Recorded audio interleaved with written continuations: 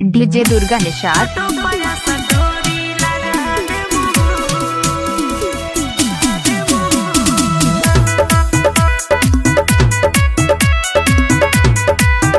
Music by Rupesh Gupta.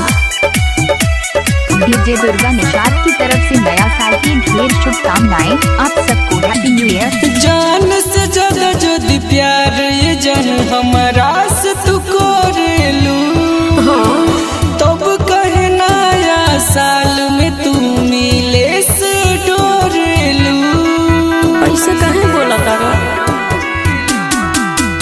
और जान से ज्यादा जदि प्यार ये जान हमारा से तू करेलू, तब कहे नया साल में तू मिले से डरेलू। तू हवा हमारा जा, हम होई तोहरा नी, सबके बता दे मोह। Durga Nishad D art.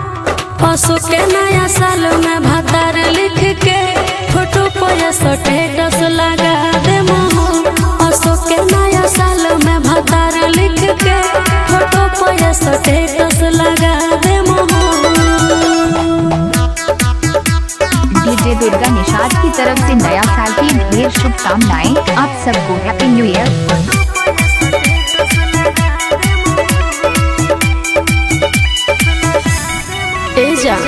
भेजम ग्रीटिंग तो दिल से लगा ली हो, असो लगनिया में दुल्हन बना ली हो। सबके लोभर आज पिकनिक मनावता। अच्छा। सचो में जान तोहर याद बड़ी आवता। ना हो भेजम ग्रीटिंग तो दिल से लगा ली हो, असो लगनिया में दुल्हन बना ली हो। सबके लोभर आज पिकनिक मनावता।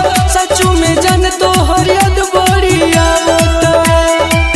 दिल हमरो दुखाता, दर्दिया बुझाता, दूरी सब मिटा दे मोह। Durga Nishad D art. असो के नया साल में भतार लिख के फोटो पे स्टेटस लगा दे मोह।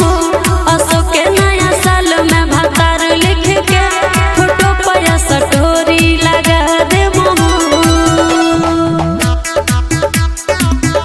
डीजे दुर्गा निषाद की तरफ से नया साल की ढेर शुभकामनाएं। आप सबको हैप्पी न्यू ईयर।